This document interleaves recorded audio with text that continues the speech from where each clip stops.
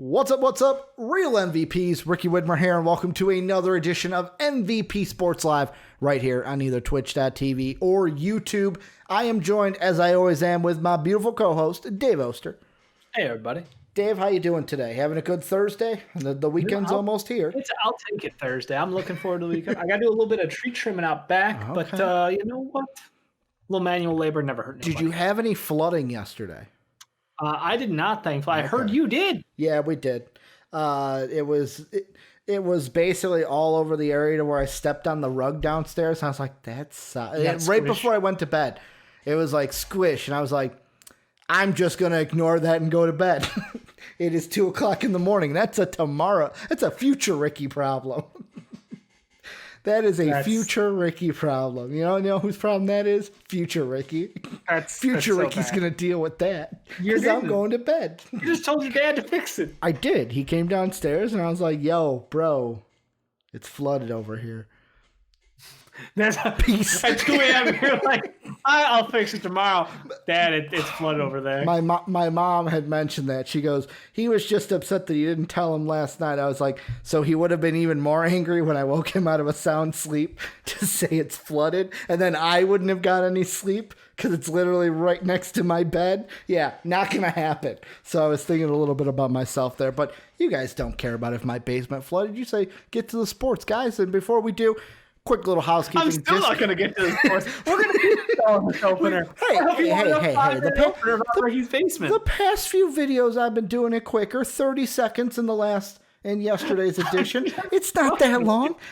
You gotta remind the people, maybe someone's new. And if you don't know, we have a Discord. Join it. Link down below if you're on YouTube or !Discord. If you are in Twitch chat to get in on that action. If you want to support us, patreon.com/MVPvids is where you go. You can support us. You can get content early. You can interact with the show on a different level than commenting. And much, much more. Also, thank you to our Patreon sponsors, Pat Hill and Philly Sean. You can also support us by throwing us a sub on Twitch, where we are live every Monday through Friday, twitch.tv/MVPvids. But we are also on YouTube at MVP Sports. So go ahead, follow us on Twitch, sub to us on YouTube so you never miss anything from MVP. But Dave, we got a couple follow-ups for a story we talked about on Tuesday, and then a story we talked about on Wednesday. The one we'll talk about first is the only one I don't have a graphic for because I didn't know about it until we literally just started the show. So this was a follow-up to what we talked about on Tuesday, which was the Tua Tagovailoa news that he is starting. Go check out that video. If you're on YouTube, it'll pop up somewhere above us because I'll go ahead and do that for you. So you just have to click that. But Dave, you had mentioned that like, Ryan Fitzpatrick, great guy, real cheerleader on the sideline. Well, I guess that's not the case. This time around. Not the case. In the past, everything's been incredibly positive. But apparently, we had missed out on this because we were obviously doing the show. But there was a press conference and an interview with Ryan Fitzpatrick, and he looked destroyed. Yeah. And his comments followed in sort. It hurt me as a person because I'm like... You're like, I just talked him up. This is such a great guy, and you're making him feel this way. Like, I'm so excited for Tua, but at the same time, I'm like, I kind of hope the Dolphins eat him. Yeah. So, for those of you who don't know, there was conference calls that went out that day where CBS puts it, Fitzpatrick told reporters Wednesday, however, that the big switch was a surprise to him, and not that, but it broke his heart. My heart just hurt all day, Fitzpatrick said during a conference call, explaining that he was shocked when Coach Brian Flores informed him Tagovailoa would be taking over, then begun to ponder whether he played his last game in the NFL. I basically got fired yesterday, he added, and my day today consisted of Zoom meetings with the guy who fired me and sitting in a room with the guy who replaced me for 4 hours. Talk about being transparent. Fitzpatrick, who led the Dolphins to a 3-3 record this year, positioning Miami just one game out of first place in the AFC East, with a bye on tap, made clear with his comments that Tagovailoa's sudden promotion was in fact a surprise inside the building. Dave, I have thoughts on this already. But what are your thoughts on this? Because even you added before we started, there was an extra layer of where his son found out about it via Twitter before he heard it from his dad. Yeah, it's just, letting word get out that quickly. I get it. We're in a very quick media escape where getting the scoop on, stuff by minutes is huge for these guys. And people just want to spread word as fast as possible. But, like, when it comes to people losing their jobs, maybe you don't have to be maybe as an organization you can do a better job and not leak that out quickly. Do we know who leaked it out for sure, though? What's up? Do we know who leaked it out for sure, though? Yeah, okay. Because it's unnamed sources. Yeah, but like for me, it's like if it's a player or someone like that, like of course be mad at them. But like, or no, if it's a player, it's more on the side of like, come on, you really got to do that. And then if it's a front office thing, it's like at least let him tell his family. I'm assuming that it was someone not in the front office, that someone found out and then leaked it out. Someone who wasn't supposed to. And I'm assuming they're going to get punished behind closed doors. A lot of those contacts are in the front office. They're on the business side of things. Yeah, but it could have been someone that was like, hey, I'm gonna leak this out because I thought we could. And then someone higher up from them, like the GM or something, could be like, no, you fuckface. I didn't tell you to do that. What are you doing there? We're having an announcement coming out in like 10 minutes. Like, give the man a minute here. But like, for me, I've got mixed thoughts on this where it does, like, I do feel for Fitzpatrick because getting fired from a job sucks. But at the same time, I'm kind of, is the word cynical? Is that the word I'm going to use here? There's a part of me that's like, you knew this was going to, like, it wasn't a shock that Tunga Viola was eventually going to start this year. Like, was it a shock that it happened now?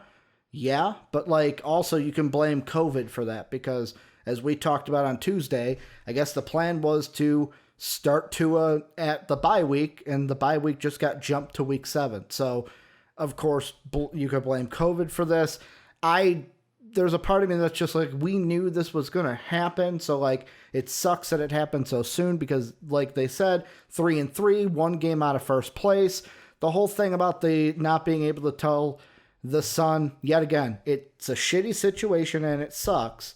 But at the same side, I'm on the other coin of like, Twitter is like, that's the world we live in. Love it or hate it. Like, you can't go on your phone and be like, well, I'm not going to get anything spoiled today. Because guess what? You might have something spoiled that you did not want to. Like, example, this has nothing to do with football. But one of the podcasters I was watching that has been talking a lot about the like political world, said he was doing podcasts all day and was like, in one of the podcasts, I'm going to check my Twitter, see what's going on. And he hit refresh and it was the day Ruth Bader Ginsburg died.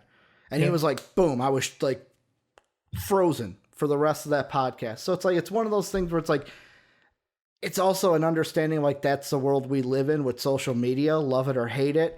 And then the last thing, it's like, I don't think Ryan Fitzpatrick has played his last game because there will be teams next year that will need a quarterback.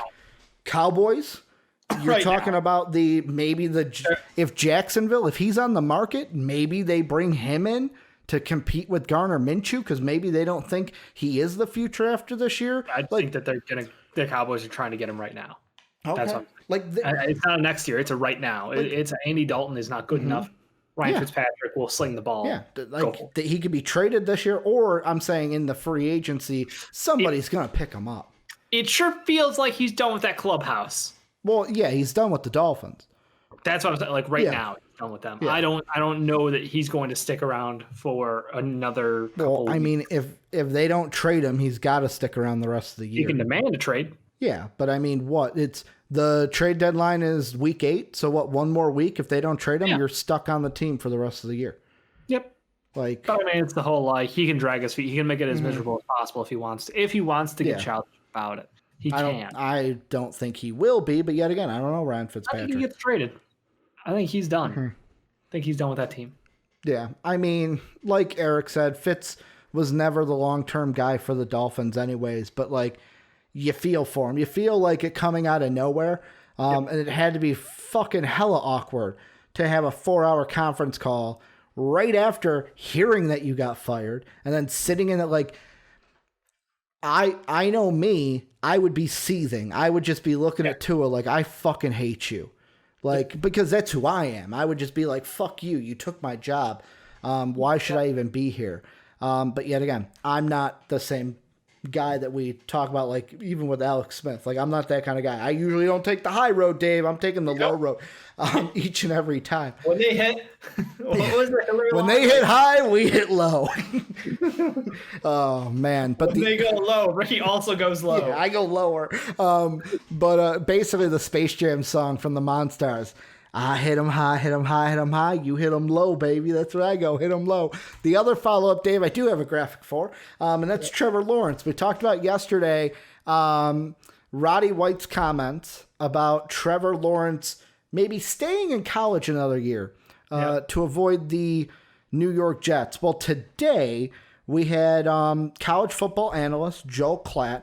I'm just going to go ahead, and it is. Speaking on The Herd with Colin, I was going to say, he probably was on The Herd and said this. He's always on The Herd. The Herd with Colin Cowherd on Wednesday, and he explained his kind of thoughts on it, and he said, I support him to pull any leverage he can. Fit matters.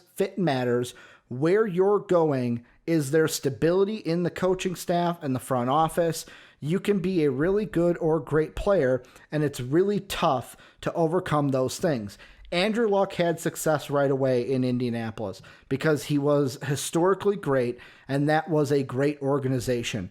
If I were Trevor Lawrence, I would pull any leverage that I had to end up in the most advantageous place that I could if I was him. And Dave, this made me think, and this is the question I want to ask you. We talked about him returning. Could he pull an Eli? Could he basically say, I ain't going to play for you. Like, if you draft me, you better be trading me, or you better be trading the pick because I ain't going to play for you. I mean, that, again, I still think it's ridiculous. Mm-hmm. But it's possible. Mm-hmm. It is possible. I won't clown on this as much as I clowned on Roddy White yesterday. Got a little carried away, maybe. Some would say.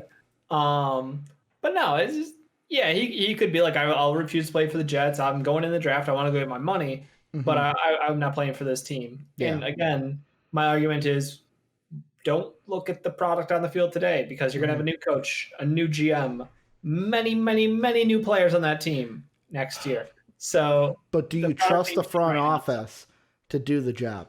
The front office is getting fired. So do I trust the owner to bring in someone who has competence? Yeah, I think so. Again, the job where you could get Trevor Lawrence as your new, franchise quarterback, it's a pretty attractive job for a lot of coaches out there. Like a lot of coaches would kill to have the franchise given over to them as a blank slate rebuild with Trevor Lawrence. Like that's the Madden dream. That's the 2021 Madden dream right now. So why wouldn't they? Yeah, for me, I don't trust the Jet owners or Jet owner to make the right move. Like there is a reason why we see I get it. New York is New York too, but there's a reason why we see articles and stuff about how the Jets should sell the team. How whenever I hear, I watch Gary Vee and any of his videos, he's actively trying to buy the Jets because people are upset with the owners. Yet again, Jim Irsay, not the greatest guy, but at least he put someone in place. I believe Bill Polian was still with the Colts when they drafted Aaron Luck before, what was his name? Ballard took over, the current GM. I think it was still Bill Polian making the moves there. So it was like Bill Polian knew what he was fucking doing. It's just, do you trust the Jets to put in a front office that knows what they're doing, then hire a head coach that knows what they're doing? So far, the Jets have not proven that they can do that. And also, I think that, for you, when you said, I won't clown on it like I did yesterday, I think the reason you were so heated is because you are always against going back to school and risking injury. 100%. Yeah. Get your money. Go get paid. This is not a game of chance. You just go get your guaranteed money out the way. But again, it's how much of a diva is he? And again, this is not Trevor saying any of this. This is people speaking as if they were him. This is what they would do. So I don't hold anything against him. But again, how I ended yesterday's show. If he did something like this, call him a coward. I'd call him a coward for the rest of his life. What if he pulled the Eli card? If he would refuse to play for the team, I'd be like, wow, what a fucking special world that you live in because you have the power to do this. None of the other players who get drafted have this power. Only you. Must be nice. What I mean, the only times we've seen this is Eli pulled it, mainly because Eli too. I feel like it was Archie feeding him the shit of like, no, you're not going to play for the Chargers. You're just not going to. But then the other time is John Elway. Like those are the only two, and John Elway had the leverage of. He was a baseball star too, so he's like, fuck it. The Yankees want me. I'm going to go fucking play for the Yankees if you fucking draft me. So you better go ahead and trade me. But Dave... I mean, at that point, why have a draft? Let's let the college players pick where they want to play. Does that make everybody feel better at the end of the day? No, it doesn't. Is that how we're going to all be nice and have friends and, I mean, though... No hurt feelings that way, guys. When you got the power... If you can leverage it, I mean, some people would say if you got the power, go ahead and use it. I'm a huge proponent of that in the NBA. You know that. I like what the NFL is doing. But this is bullshit. Yeah. No, if you had an NBA player come in, the number 1 overall pick, what if Zion was like, nah, fuck that. I'm playing for the Pelicans. He could have. Like, fuck that. I'm not playing for the Cleveland Cavaliers. Anywhere but there. Technically, they're gross. Nah, not going to Chicago. Fuck those guys. Technically could have. Like, we don't see it a lot. But we don't see it ever. Technically, you could do that. We've seen it, like I just mentioned in football. Eli and John Elway. Those are two examples. I'm trying to think. I think if we look back, there might have been some time where a top pick was like, I don't want to play for that team. Dave, I would have to I don't have the answer in front of me right now. If you're looking for me to reach into my asshole and grab it out, I just can't do that for you.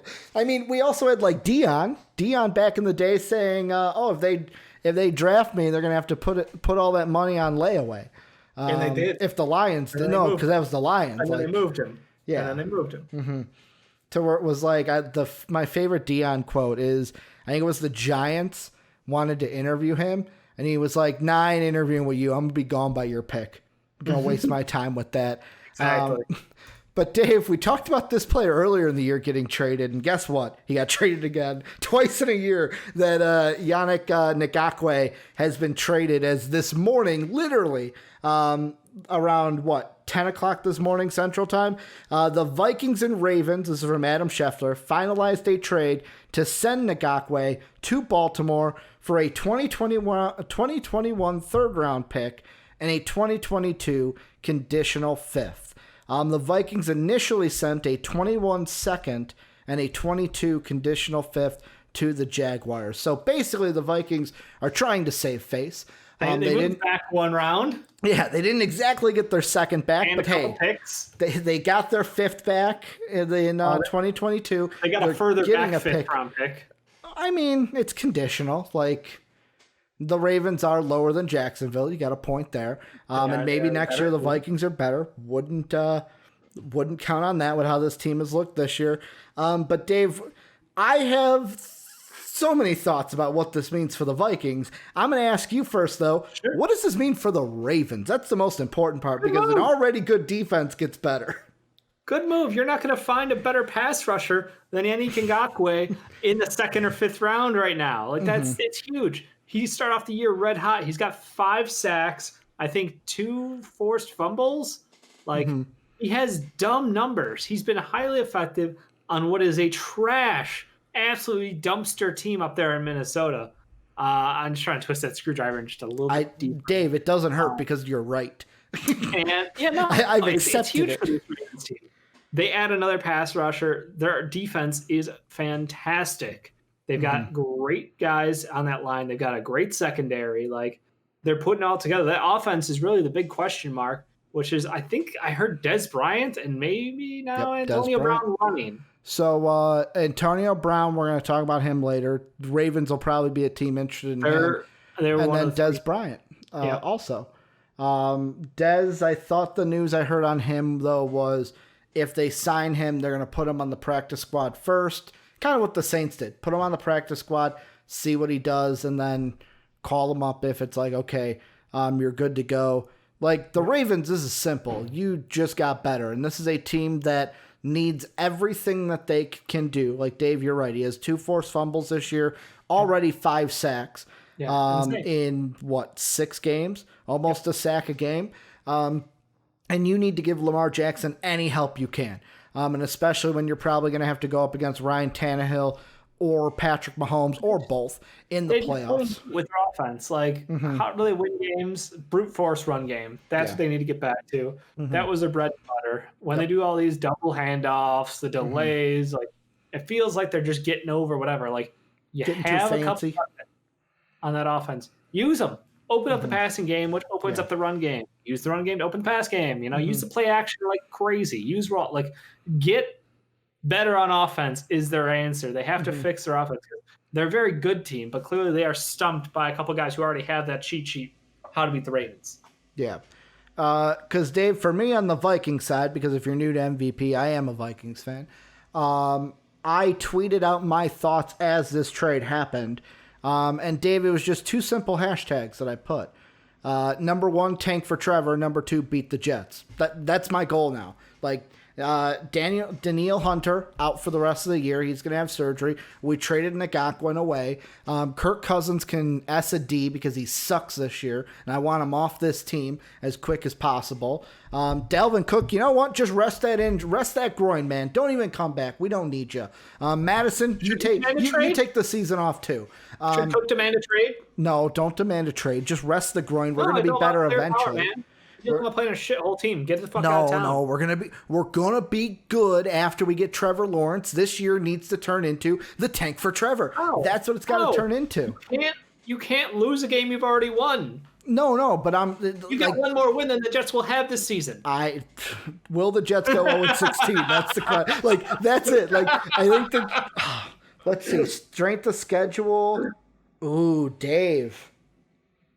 You don't beat them because they don't win a game. No, we will. So if they win, you can't win a game, Ricky. You can't be a worse team than a team that doesn't win a game. Here's what I'm saying: if they win a game, our strength of schedule is lower than theirs, so we would be above them. However, they're not winning. Yeah, but their strength of schedule is a 5.89. Ours is a 5.72.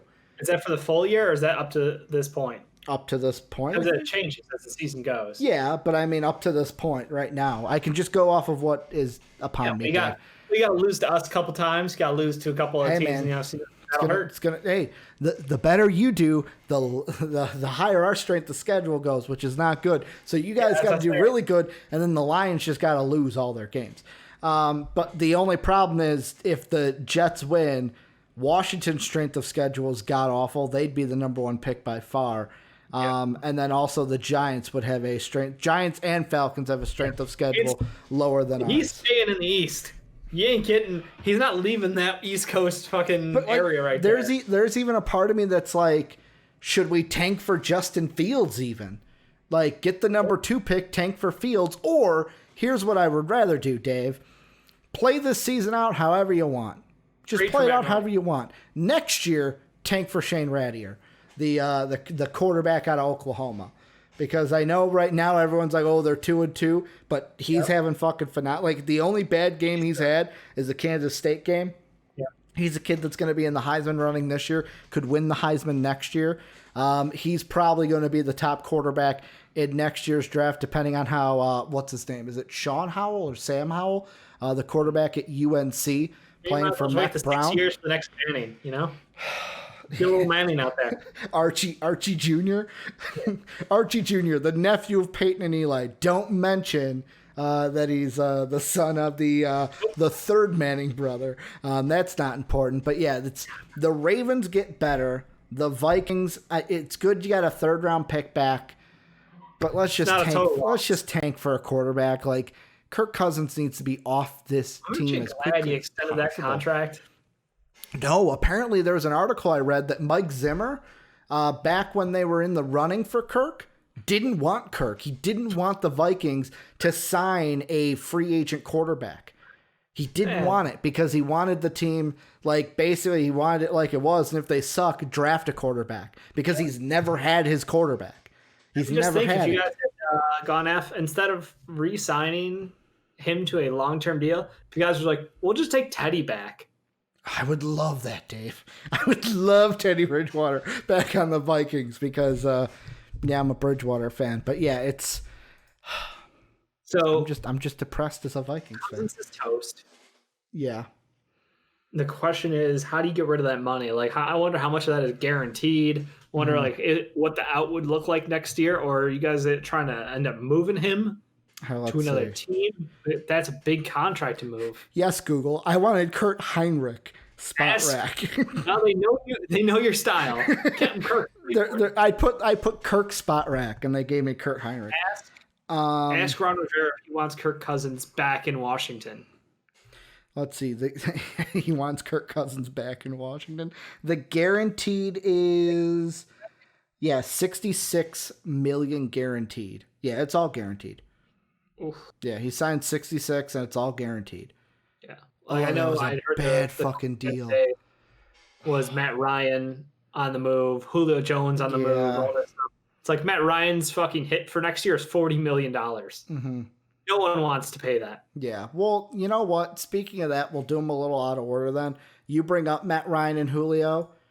Let's talk about that then. They're on the trade block. They're basically, there's rumors that are Julio and Matt Ryan after the season could be traded. Should the Falcons be looking to, like, Matt Ryan, I feel like yes, but it's like Julio, should they be looking to trade Julio Jones after this year?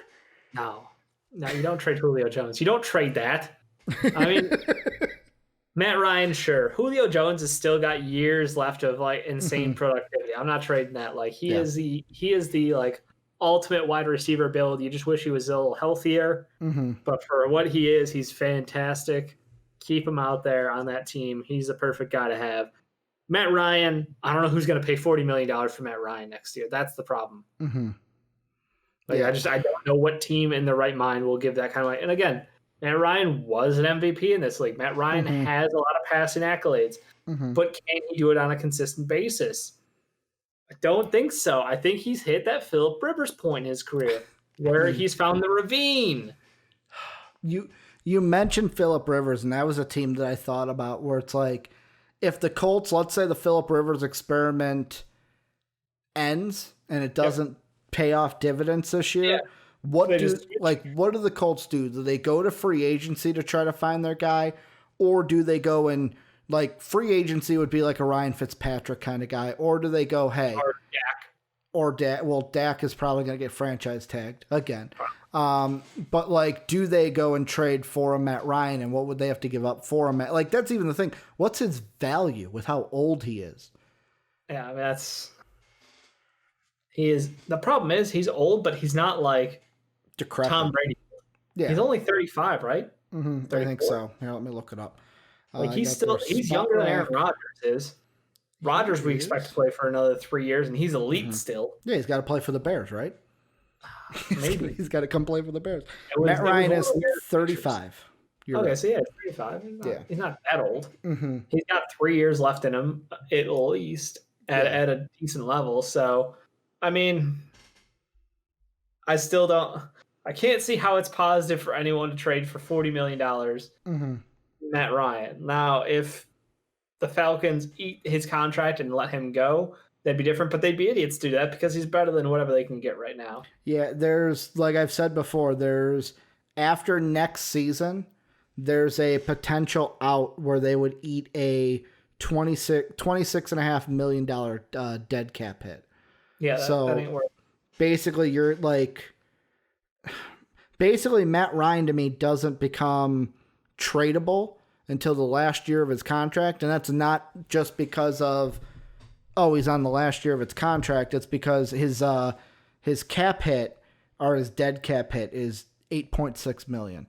His actual cap goes down to 36.6, so he's still getting paid a lot. But it's like, for me, the Falcons have two options. They either try to trade him this year, next year, and guess what? Nobody wants him. To where I feel like this year, right now, I was kind of doing my first mock draft for the NFL, and the way I had it planned out or had it falling out is I'll spoil this a little bit. Is Justin Fields is available for them. If they draft a Justin Fields or they're able to draft Fields, have him sit behind Matt Ryan 1 year, maybe do the Ryan Fitzpatrick route, or halfway through the season he replaces Matt Ryan, and then just say, fuck it, we're going to eat the cap hit. We're going to eat the $26 million for 1 year because we're going to go. Like, that's the question I have is, by them looking to trade Ryan and Jones, is Arthur Blank and the Falcons basically saying and telling the fans, prepare for a rebuild? Oh, 100%. 100%. Prepare for a full rebuild. This team ain't going to be good for a while. Yeah. Well, they're not good right now. And the answer is, in order to get good, we got to burn a little shit down. We can't just roll it on it back, So yeah, I'm 100% good with that. It's just, I don't think you move on from Julio unless you get like a king's ransom. I think it would honestly take like 2 firsts and a second or a third. Like, it's going to take a lot. Just because of the type of talent he has. What's up? Just because of the type of talent that he he's insane. Like, again, when you talk about the best receivers in football, like Nuke has been the most productive one out there. But you got to look at Julio Jones as one of the most productive guys because of his size, his strength, his speed. He just runs different, man. He's just bigger, stronger, faster than most every receiver out there. Like, I think he's probably, I'd say it's D-Hop 1, him 2, and then it's hard to say like OBJ is still up there because he doesn't get used. It's hard to say that Juju's still up there because he's hurt. So like, you're stuck in a position where the number 3 receiver in the league right now, Devontae Adams. I don't know. Maybe I'm an asshole and I'm missing somebody obvious here, but like Michael Thomas has been hurt. So we haven't seen him play. So can't play. He was the number 1 rated wide receiver coming into this year based off of last year. Again, haven't seen him play. So hard to keep guys that highly. Like, when Antonio Brown stands back on the field, who knows? Yeah. I mean, he could be number 1 all over again if he's not insane. Yeah. If he's not mentally just out of his goddamn gourd. With everything. The word gourd. I was thinking the word gourd. But look at how he does it. He did. But so I've got some teams that I'm thinking about, and they're ones that in my mock draft were ones of like, man, if there's one of the wide receivers in the first round, they could really use it. The first one is the Patriots. They have the capital to say, fuck it. Like, we don't need our first round pick. We'll give it to you. We'll give you next year's. We'll give you a fucking second round pick if you want it, because bringing Cam Newton another year, giving him Julio Jones, if that they would be did, deadly. Oh yeah, like Josh McDaniels would not leave. Like they're one. What if the Colts? Josh McDaniels in New England. Yeah, give him Julio Jones and Cam Newton. Look at what happened when you gave him Randy Moss.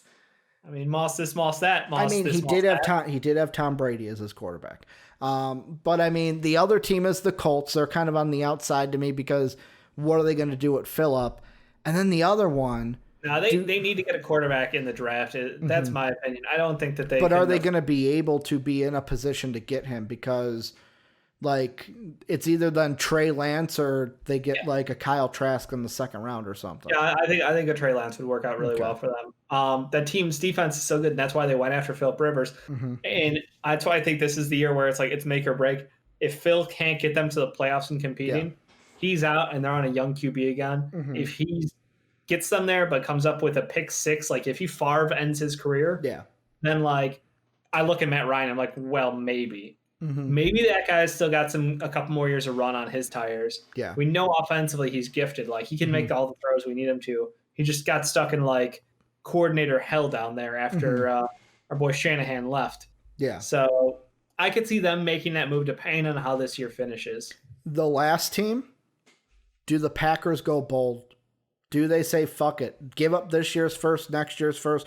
We are finally going to give Aaron Rodgers, like based off of this season, Aaron Rodgers MVP race, even if he finishes second. Let's say they go to the NFC Championship game and lose. Do the Packers finally go, we really need a wide receiver because of how well we did? Like in my mock, none of the wide receivers were there anymore. The top fucking 5 wide receivers, none of them were there. They're going to lose out. to where do they go, fuck it, we'll trade 2 firsts and a second, we'll get Julio Jones, match him up with Devonta Adams, and give Aaron Rodgers the freaking arsenal that he deserves. Nope. They're not going to do it, but like it's one of those things where it's like they're a team that should do that. It's a wonderful thought. But you know what they did after they just lost out just barely in the NFC Championship game last year? Drifted a quarterback. Drifted up for him. Running back. They traded up for him. Tight end. I like Super Mario, though. I like A.J. Dillon. I don't have anything against these players. It's not their fault. It's that fucking moron up top who is making these decisions. Mm-hmm. Yeah, because like the other teams that need wide receivers, like I don't see the Cardinals. I don't see the Cardinals trading for another wide receiver because I don't think they'll fleece the Falcons like they did. Fitzy I think will retire. Never retires. He's going to play till he's 45. Funny thought. And yet again, not going to happen, but I'm going to speak it out there, see what you think. Yeah. Let's say Allen Robinson leaves to like Miami.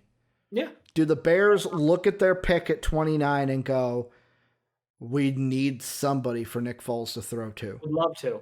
I would absolutely love to go ahead and get a wide receiver who better fits this team. Mm-hmm. The problem is we didn't want to pay Allen Robinson for a long-term deal.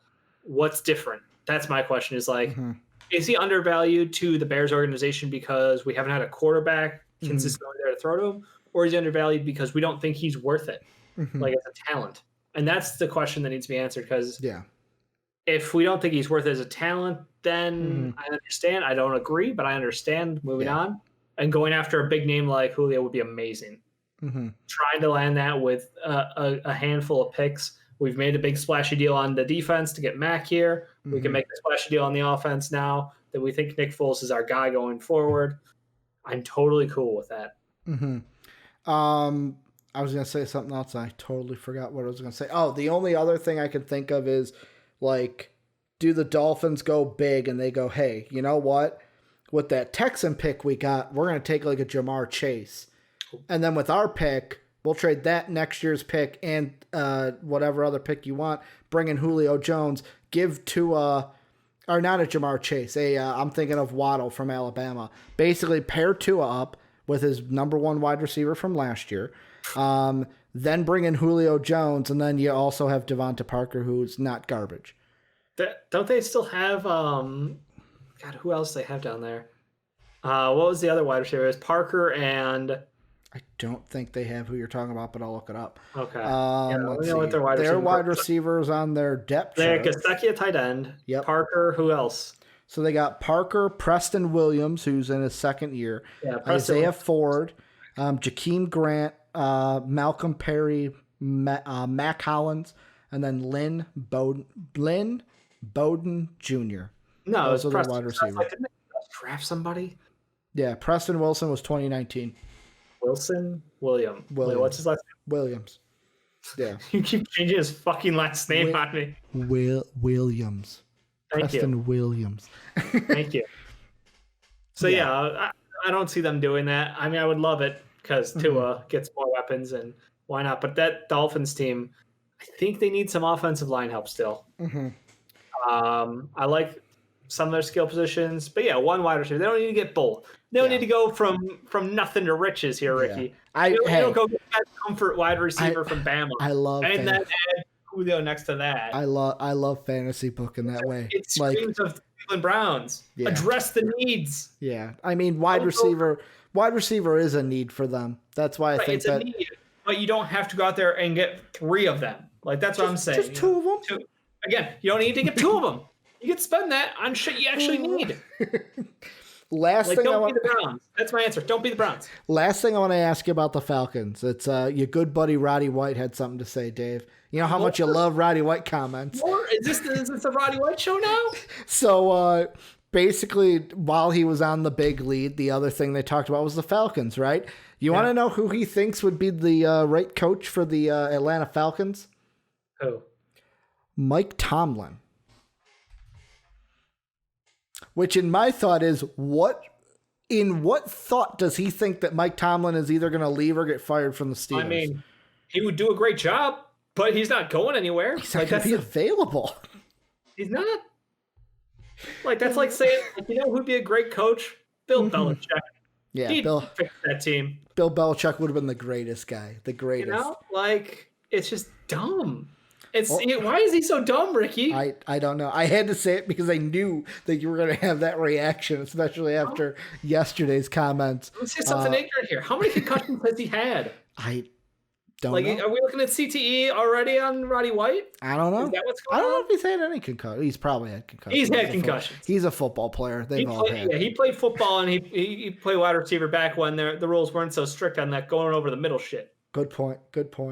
Oh, fuck. Who was the other? Roddy White hits now. Who was the other wide? Was he paired up with Julio? Wasn't it before Julio? Was him and someone else with a 1-2 on that team, or am I just thinking of Julio? No, and you're right. They White? had another great. Okay. I know they had fucking Tony Gonzalez, but that's a tight end. Dave, the other trade rumors we've got in the NFL coming from the Bengals, and this one kind of for me came out of left field. Did it? It didn't for me. Well, it came out of left field because, I'm at the point. So John Ross, wide receiver, Washington gets drafted by Cincinnati. Apparently, the news is that John Ross wants a trade. Basically, according to NFL Network's Mike Garfolio, Ross has asked the Bengals to trade him before the November 3rd deadline. And for me, the only thing that confuses me with this is I know why he would want to trade because he's not happy with how he's being used with the Bengals. But there's a part of me that thinks, does he have enough, I want to use the word clout, to basically demand a trade and to get it done? Or is this just like, hey, trade me, and the Bengals will go, all right, and then they don't? It's more of that he's just not playing. He's a healthy scratch at this point. It's really unfortunate. He hasn't been able to stay healthy in his career. He came in late to this season due to COVID, being around people with COVID. So he didn't get time during the early camp to play with his team. Yeah. Clearly got jumped on the depth charts by T. Higgins, my boy. Thank you for the name filler, because I was thinking. I knew you were. The was coming. Yep. So again, he's got first round talent.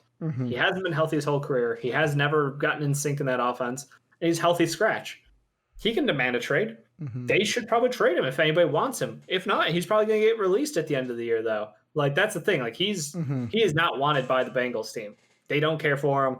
They've made their decision. They've moved on already. It's just a matter of anybody actually wants him. Yeah, and so I'm looking on Reddit, of course, Bengals Nation, and someone on the r/Bengals posted this. I like John Ross. I hope he succeeds. I believe the Bengals have stated they don't intend to trade him. Everyone has a price, though. My question is, would you accept a second-round pick for him, maybe trade him home to Seattle? It's a deep threat wide receiver class, and I don't think anyone is giving up a first for him. And then at the end he goes, okay, I get a second-round pick might be too much. Would you take a third or a fourth? At what point is his potential greater than the potential compensation? So you're saying fifth rounder? Okay. I think he's a fifth-round value right now. Okay. I think the Bengals are done with him, and if he had shown up anything at this point, he wouldn't be getting healthy scratches and letting players walk in off the practice squad and get minutes over him. So he's done. He's 100% done there. A fifth round is probably as good as it's going to get him. And there might be some teams interested in that. So I do expect to see him wearing a different uni this year. I just don't know who it's going to be. But yeah, he's not very valuable. Do you have an idea of if you were this team, you'd go ahead and pull the trigger? If I'm the Jets. But you're trying to lose games, Dave. If I'm the Giants, if I'm the Washington football, you just go from the bottom up. NFL standings. Yeah, I mean, he's got a club option. Did they not? Oh, he's dead. So, yeah, he's a free agent at the end of the year. So, even if you're a team... If I'm the Patriots, I would take him. If I'm the Dolphins, I would take him.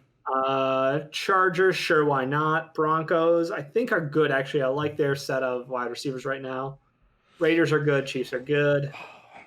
Bengals are shit. Clearly, they don't like him. Yeah. So that doesn't matter. Browns don't need him. Jags couldn't hurt.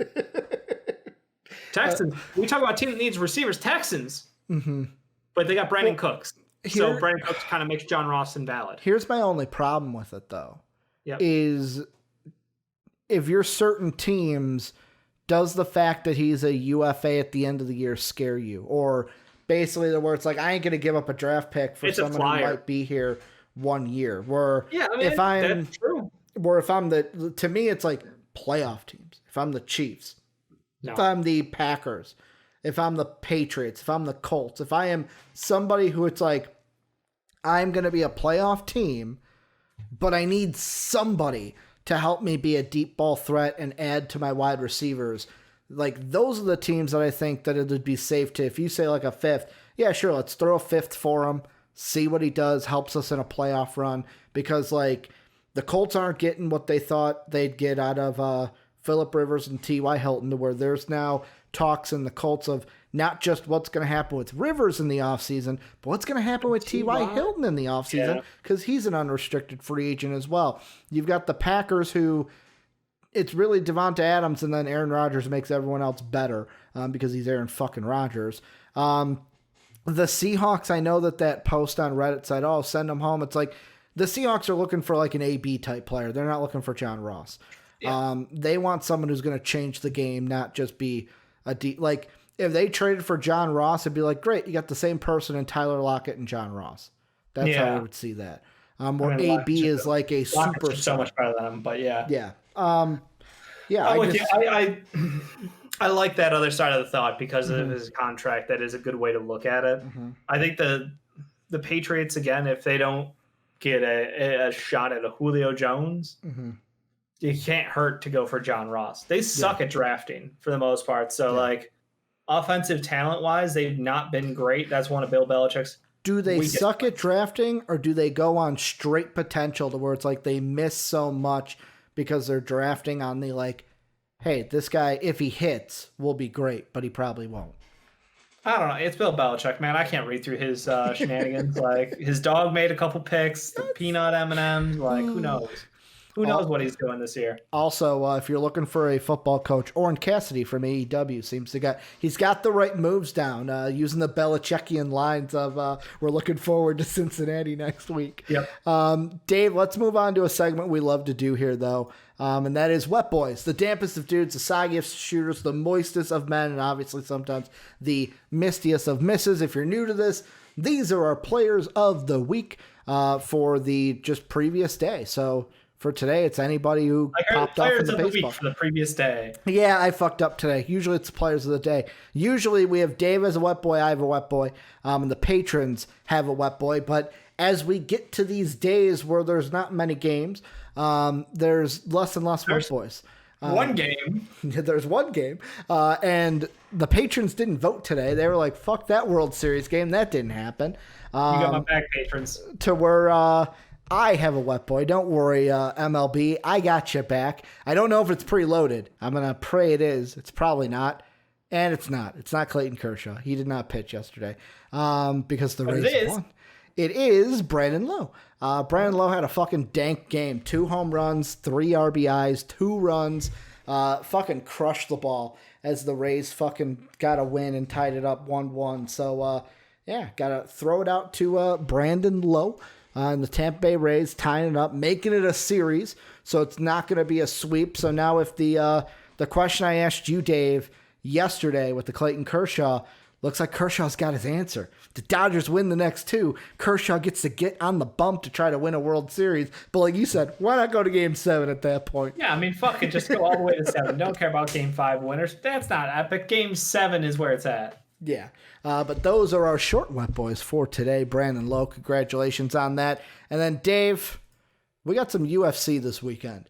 And I know now, should we even talk this? I feel like we should just put it out there real quick. Like, here's the thing, and I know people are going to come into this and they're going to be like, these guys aren't fight guys. If you're looking for like in-depth analysis that you'd get from like Sean Anderson, fucking tweet at Sean Anderson at Sean_W_Anderson. I just wanted to fucking talk about it a little bit because I'm going to watch it. I'm excited. I want to get into UFC more. Khabib and Gaethje is going to be a great fight. Dave, what are your thoughts on the card we're going to see tomorrow? Or not tomorrow, in 2 days. Khabib about to smash. I mean, that's what it is. He's the greatest fighter. He's going to smash. Like, he is pound for pound just a monster out there. He's not got the sexy style. He's not the knockout artist with the flair and the charisma that Conor McGregor has. But you know what? In the ring, he gets the job done. And he's lost literally like 2 rounds in all of his fights combined. So, again, I expect Justin to be good. I think Conor's just on I think Khabib is just on a different level. Conor's already in my head, man. So, you know, I'm sticking with Khabib. I like the fact that he's already going, like, I would love to fight George St. Pierre next, GSP. So, like, that's already got me a little excited. I'm like, okay, so he's calling out perhaps the all-time great pound-for-pound fighter. Like, you know, when you talk pound for pound, obviously it's John Bones Jones. Steroids, not steroids. Who's to say? Mighty Mouse was up there for a while. And you got to look at GSP, like, right there. So I think it, you know, long-term, great shot, great fights. But I don't know who else on the card, I'll be honest with you. Yeah, I mean, so the card, I'll pull it up really quick. We've got the main event is Khabib and Gaethje for the lightweight. Then we've got a co-main. It's a middleweight between Whitaker and Jared Cannonier. I hope I'm saying that right. 13-4. We've also got Alexander Volkov versus Walt Harris. And then Jacobs Malkoun versus Phil Hawes. A women's flyweight between Lauren Murphy and Leila Shakarova. Hope I'm saying that right. Probably not. Fucking up these names left and right. And then a light heavyweight between basically the last name of Ankaleev and then Ion. Damn, that name is not going to get pronounced right by me, so I'm just going to skip just the whole segment of Ricky just butchering names. Dude, my favorite segment of the day. The best was the NBA draft where I fucking broke you completely. Oh my God, how bad I was with names. I tossed the headset up. I just sat down on the ground laughing my ass off. Names and me do not get along. But the thing I wanted to ask you, because you brought up Conor McGregor, you didn't see what he put on Twitter recently, did you? No. This was yesterday, actually. So he posted a little video of his fight with Khabib, and it was when they were on the ground by the fence, and he kneed Khabib in the eye socket, and he put the knee into the eye socket was illegal, yes, from this position. A beauty, though. Never before seen shot. Like many of my shots, I use the mount defense leg as a springboard, loading the knee below it. Release and straight to the eye socket. Smashed it in at Joe Rogan. Hey Dana, laughing cry face. He then went on to say, this strike should not be illegal, should actually be enshrined. Look at him cower his head after it and keep it tucked. Kept honest. Guy is latched onto my arm, not letting go. Everything bar biting and gouging should be permitted. Are we fighting or what are we doing here? What do you think, Big John? Should this strike be legalized? Your pal, Mr. Tasty Shots. Ricky, now I'm going to make a reference here that I know you're going to get. Okay.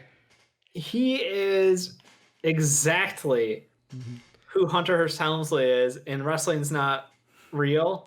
Yeah. With the whole, like, lost the Undertaker. And he's like, but did I? But did I? Yes, you lost. But did I? Like that. Yes, thing. Accept it. No, not going to accept it. Fine, rematch. He's trying to bait Khabib into a rematch. He's literally, like, following that to his script. It's embarrassing. Like, he's just talking all this shit. He's like, oh, did I break the rules? Oh, a lot of times. I'm screaming at the TV. I'm like, he's grabbing the fucking cage. He's doing all this illegal shit. Yeah, with his feet. He's grabbing tights. He's grabbing it with his... In that video, he's grabbing the cage with his toes. Like, all of this illegal shit just to try to hang with the fucking champ. And guess what? You're not. You're not close. You know what's the best of that, though? where Sean actually had to tell you to shut the fuck up because of how annoying you got, is when we were watching Mayweather McGregor, and he was doing the hammer fists, and you were like, "That's illegal! That's illegal!" Where Sean was like, "Shut up, Dave. We know it's illegal." I just want to see the fair competition. You know, I'm here for the spectacle a little bit. I'll be honest, but like, if you're gonna fucking play a sport, play by the rules. Yeah, like. You think in football, if he just started to run out of bounds with the ball and then run all the way to the end zone and be like, yeah, touchdown, fuck you, refs, like, nail that fucking shit, they'd be like, yeah, we'll allow it. Like, no, that's not how the sport works. Or is Connor, is he basically auditioning for WWE here?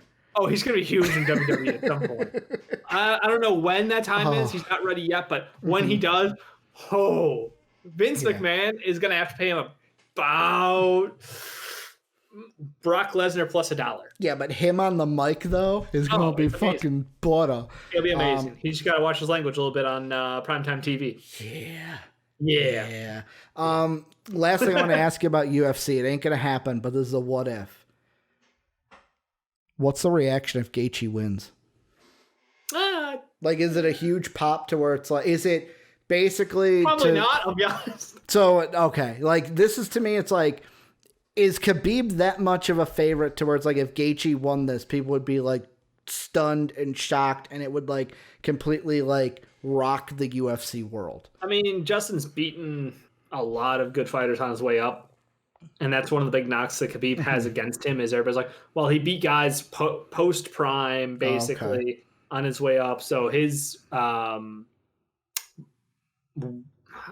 reputation, but like hit whatever. It's just it's competition. Have this like killer's row of like I beat every guy in their prime. Like it just timing didn't work out that way. He beat everybody he faced.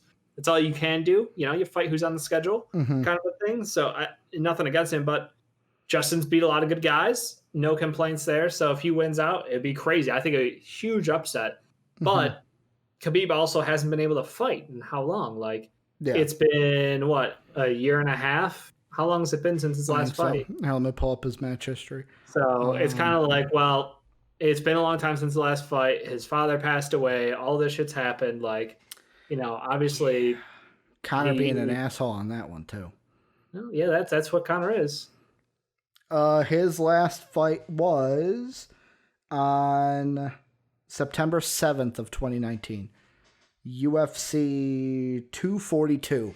So about a year and 2 months. Yeah, almost. A year and 2 months. Yeah. So it's been over a year.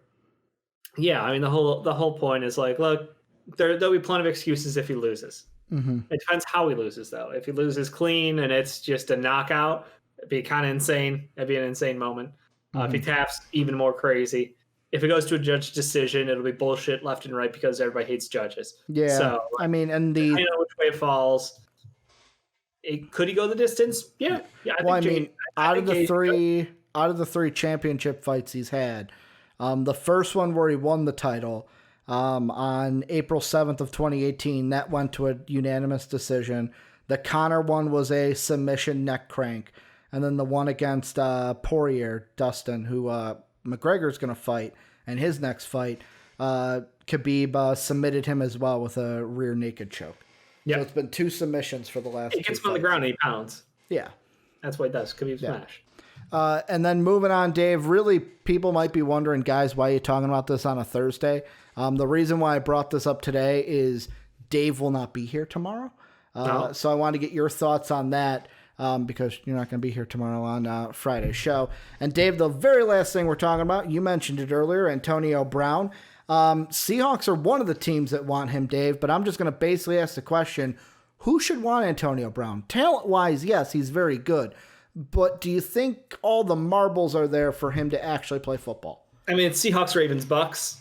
Okay. Those are 3. Obviously, the Bucks have come out from a coaching standpoint and been like, no, we will not sign Antonio Brown. And then Tom Brady's like, guys, you said you'd sign whoever I want. And they're like, fuck That's you. The problem. That's the fucking problem is Tom Brady. So, guys, you gave me all that leeway. You might have to go get it. Obviously, the Ravens, you get to play with your cousin. You get to be like the true number one wide receiver on that team. They need a true number one out there. I think he would be huge for that offense. I think he would open that offense up immensely if he's a shell of himself even. And obviously the Seahawks is just like, we're already fucking amazing. Like, well, they're already good at wide receiver. The Seahawks fucking wanted him the first time around. Yep.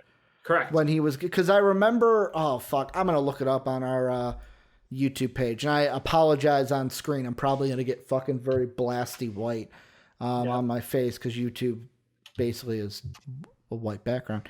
I'm pretty sure that was on the onside kick that we talked about that. No. No, it wasn't. That was us, Dave. We talked about that shit. That was about, let's see, the date on that, October 4th? No, not October 4th. August 4th, right? The 8th? Yeah, August 4th. We talked about, will the Seahawks sign Antonio Brown? So earlier this year, the Seahawks even wanted him. Now they're in the running for him again. I saw like even Sylvie from Waddle and Sylvie here in Chicago. He even asked the question when it was like Seahawks and other teams interested. He put out a tweet of like, hey, Bears fans, do you honestly believe that the Bears are one of the teams interested in Antonio Brown? And at the time, I'm like, no. Like, the Bears don't want to pay Allen Robinson. Do you think they're going to go out there and get Antonio Brown? Why not? I'm going to be honest. I don't know if he plays, Dave. I don't know if Brown plays because I have a feeling that something else is going to come up and the commissioner is going to find another way to suspend him or is going to find another way to punish him and that he won't want to play for the commish. I think that honestly, if like I was the Seahawks or anything, I wouldn't even want him on my team. I know that might be stupid because of the talent he brings, but I feel like at this case, Antonio Brown, the kind of headache and the off the field stuff that you have to deal with outweighs the talent that he's going to bring to your team. Like, that's why it's like the Seahawks are the only ones that I can see maybe managing that because somehow Pete Carroll is just as good as fucking Mike Tomlin in handling that stuff. Yeah, like you've said before, Mike Tomlin deserves a fucking medal for everything. Like everything bad I said. Ben Roethlisberger and fucking Bell out there. Yeah. The three of those knuckleheads. I don't know how he did it. I don't know how he kept that locker room together. Look at those knuckleheads. And again, just another on top of this, the Seahawks still waiting on Josh Gordon's reinstatement. Been 125 days. Shit. Nothing. The NFL has done nothing for that. Yeah. And again, he was suspended on a drug policy that no longer exists. Is that marijuana? So, abusive substances. Okay. So, but it was marijuana, not like crack or anything. To my knowledge, it was marijuana. Okay. He was addicted. He is addicted or is getting help for his addiction issues. It blows my mind how it's like the NFL, weed is bad, we're going to punish you for it. The NBA, don't give a shit. Well, again, I listen to a lot of people talk about the fact that people in the NFL, the ease at which they get painkillers and they get addicted to them. Yep. And a lot of these guys talk about how Calvin Johnson talked about that. Who was it? Calvin Johnson's talked about that in interviews. Yeah. And it's like other guys are like, I just smoke weed and like I feel great. Like that I do that instead of taking these like horse tranquilizers out there and getting shot up before every game. Like I'm going to go with this as my answer because it doesn't have the fucking impact that getting shot up every game does or every practice. Like there are better answers for medicine sometimes than getting addicted to painkillers and ruining your body. Yeah. So I think it's ridiculous that the NFL still has this old school stance and they're stuck in their fucking ways. It seems like an MLB move to me. Honestly, shocked. But the MLB doesn't really care. They just, about drinking in the clubhouse, drinking in the locker room, drinking in the field. Smoking stogies, man. Hell yeah. I mean, the Sox talked about it. They drink a little bit during games. Yeah, to me, I look at the Antonio Brown stuff and I just go, like, I don't know if I'd want to sign him. I'm glad my team isn't in the running for them. Because we do suck. We're terrible this year, Dave. I agree with you. Just helping clarify for the viewers who wonder why your team does not want him. That's because they are tanking for the number 2 pick. Tanking for number one, Dave. We're hoping for number one. You can't get a negative win.